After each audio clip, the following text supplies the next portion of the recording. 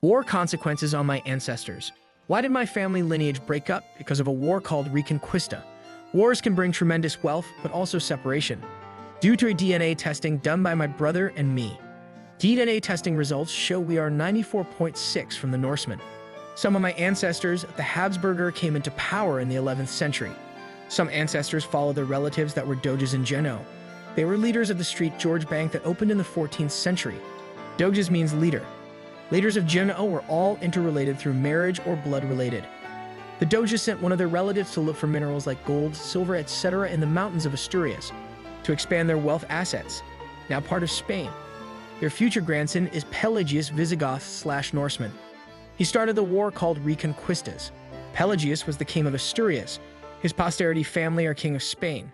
In the Reconquista, the Muslims were fought by the Christians. It took more than 770 years to push the Muslims out of Spain. Naturally, his second and third cousins from Genoa helped him with the war, sending mercenaries in gold and silver coins or bars. These aspects happen again and again throughout history. My ancestors on mom's side changed their name from Pelagius to Canamar, later to Marcus de Guerra. Pelagius was a member of the House of Babenberg. He was a great-great-grandson of Radbot of Klettgau. Some ancestors stayed with Habsburg to rule. In later years, they established themselves in Upper Austria, where my ancestors were from on my dad's side. They were traders and merchants.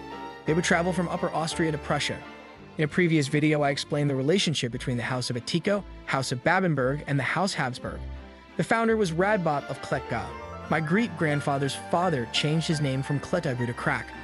After all this time passed by, my parents, who were distant relatives, met after WW2 and got married. My parents were 8th-level cousins, which means about 400 years ago their ancestors were brothers.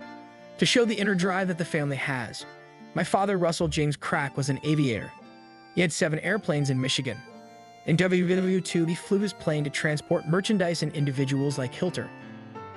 On my mom's side in the Civil War, her family was buying cotton for gold, silver, or ammunition from the Confederates. Wealth are always made in wars.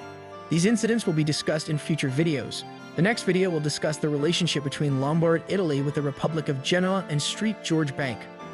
4 lessons learned from this chapter of family history. Always look for opportunities to increase your wealth. Do not be afraid to step out of the comfort zone. When you build your wealth, choose a family member to be the manager of the family wealth.